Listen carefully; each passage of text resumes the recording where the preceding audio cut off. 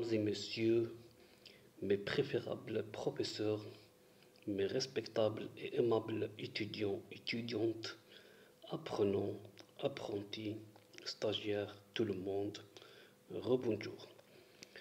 Dans cette nouvelle séance ou dans cet nouvel épisode, nous continuerons notre thème intitulé La comptabilité des sociétés. Donc, dans la séance passée, nous avons abordé, entamé, évoqué et expliqué le sous-thème intitulé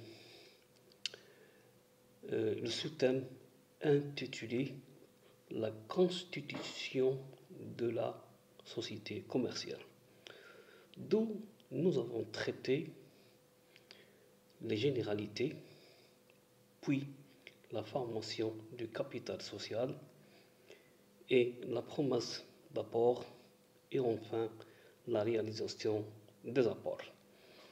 Donc, dans cette nouvelle séance ou dans cet nouvel épisode, nous traiterons d'autres sous-thèmes en commençant par les documents et les travaux comptables. Les documents et les travaux comptables. À la clôture de chaque exercice, le conseil d'administration pour les sociétés de capitaux ou les gérants dresse l'inventaire des divers éléments de l'actif et du passif existants à cette date, dressant également les tableaux et tous les autres documents requis, puis établissent un rapport écrit sur la situation de la société et son activité pourrait être soumis au commissaire aux comptes.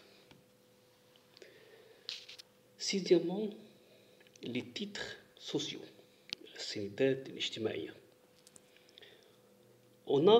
Les titres sociaux sont représentés par des actions ou des parts sociales.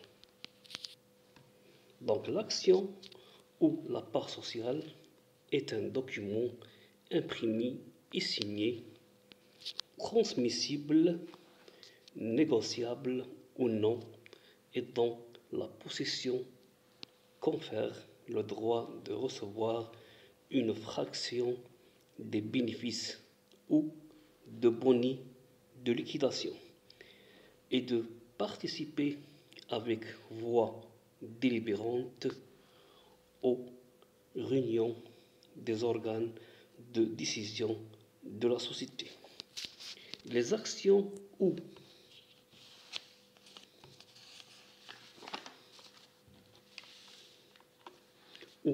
les parts sociales sont celles qui matérialisent le droit de propriété qu'ont leurs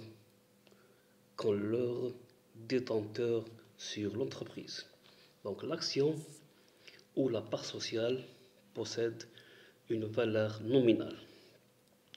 La valeur nominale de l'action ou de la part sociale comprend la valeur portée sur le titre représentatif de l'apport que la société s'est engagée à rembourser.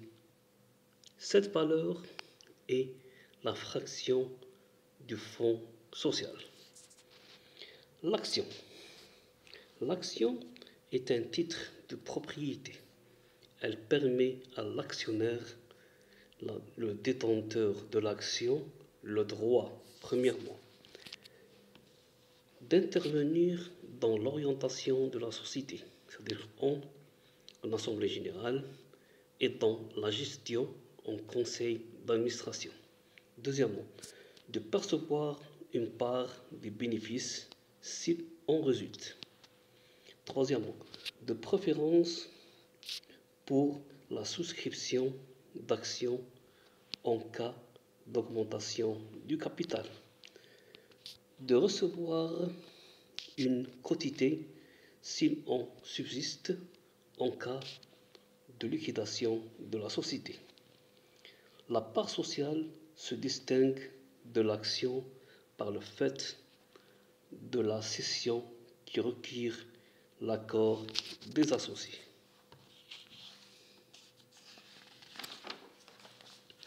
Donc, les actions sont émises sous deux formes, la forme nominative et la forme au porteur.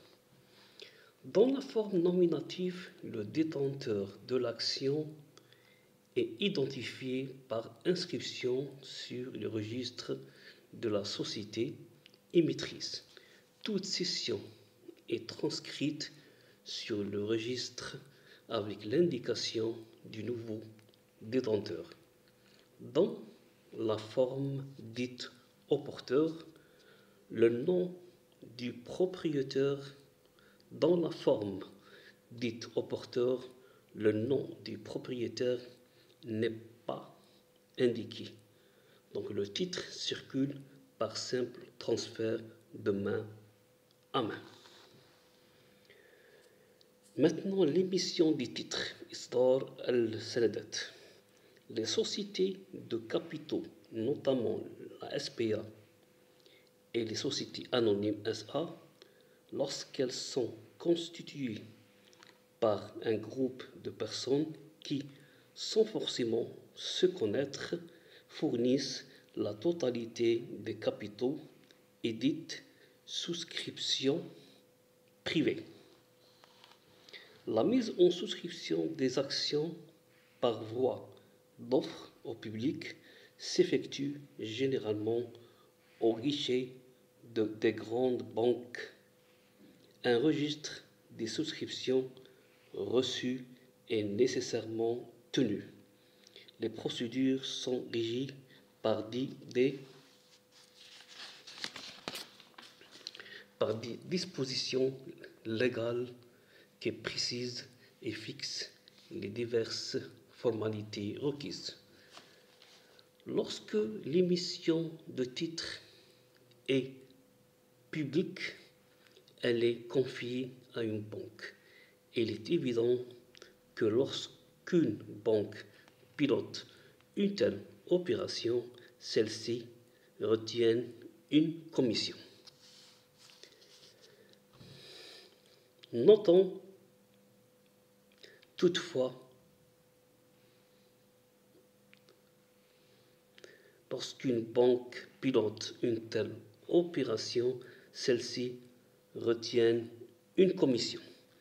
Notons toutefois le capital ne devant pas être entamé avant la constitution de la société. Si sa constitution échoue, la dite commission reste à la charge personnelle des fondateurs. Donc, l'opération de l'émission publique de titres confiée à une banque revêt toute son importance lors d'une augmentation de capital. Maintenant, on a les bourses de valeur. Les bourses de valeur. Les bourses de valeur sont des marchés où se négocient les valeurs mobilières par l'intermédiaire des agents de change. Elles sont placées sous le contrôle des pouvoirs publics qui peuvent en autoriser ou en interdire l'ouverture. Maintenant, le rôle économique dans l'économie. Donc, les bourses de valeur rapprochent acheteurs et vendeurs et facilitent leurs transactions sur la base de cours fixés officiellement par les intermédiaires. Elles offrent aux épargnants une gamme de placements variés et la certitude de pouvoir aisément et en toute confiance réaliser toute ou partie de leur portefeuille. Titre pour un besoin quelconque, s'ils ont besoin d'argent. Le but des bourses est de constater essentiellement les cours des valeurs, c'est-à-dire le prix auquel s'achètent et se vendent les titres. Les cours de bourse résultent de la loi de l'offre et de la demande. Donc les offres sont constituées par les ordres de vente et les demandes par les ordres d'achat. C'est de la confrontation de ces ordres que résulte le cours coté. L'offre et la demande de titres dépendent de facteurs à la fois techniques et psychologiques. Premièrement, des perspectives d'avenir de la valeur traitée,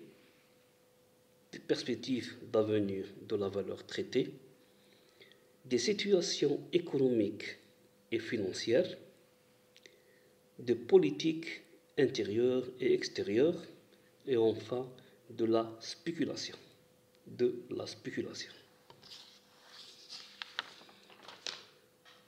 On fait maintenant un petit résumé.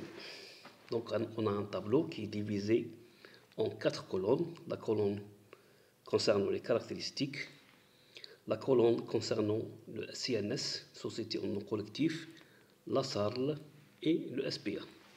Maintenant pour les associés.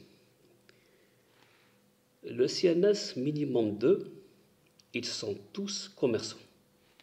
Le SARL minimum 2 et 1 seul pour l'EURL. Le SPA minimum 7 actionnaires. Maintenant pour le capital. Pour le CNS, pas de minimum. Pour la SARL, minimum 300 000 dinars. La valeur nominale de 1000 dinars minimum. Pour le SPA, 5 millions de dinars ou 1 million de dinars. Donc pour le 5 millions de dinars, c'est une société faisant appel public à l'épargne. Pour le deuxième, 1 million de dinars, c'est une société ne faisant pas appel public à l'épargne. Maintenant, pour la responsabilité des associés, le CNS indéfini et solidaire, le SARL limité aux apports et le SPA limité aux apports. Maintenant, pour le régime fiscal. Donc, pour le CNS, le CNC, l'IRG dans la catégorie du BSC, l'IBS par option, l'IBS, c'est-à-dire l'impôt sur le bénéfice de société par option. Pour les SARL, l'IBS, impôt sur le bénéfice de société. Et pour le SPA, c'est l'IBS, l'impôt sur le bénéfice des sociétés. Donc ça, c'est le résumé. Donc, les résumés. Enfin, on vous remercie. En dernier, on vous remercie de votre attention, de votre suivi et de votre patience. Nous espérons que ces notions sont bien maîtrisées, comprises et assimilées. Aussi, on vous remercie de votre soutien. Dans la séance prochaine, Inch'Allah, on va traiter un autre sous-thème du module comptabilité société concernant le CNS, c'est-à-dire la société en nom collectif. Merci beaucoup. C'était avec vous le professeur M. Kifif Mohamed.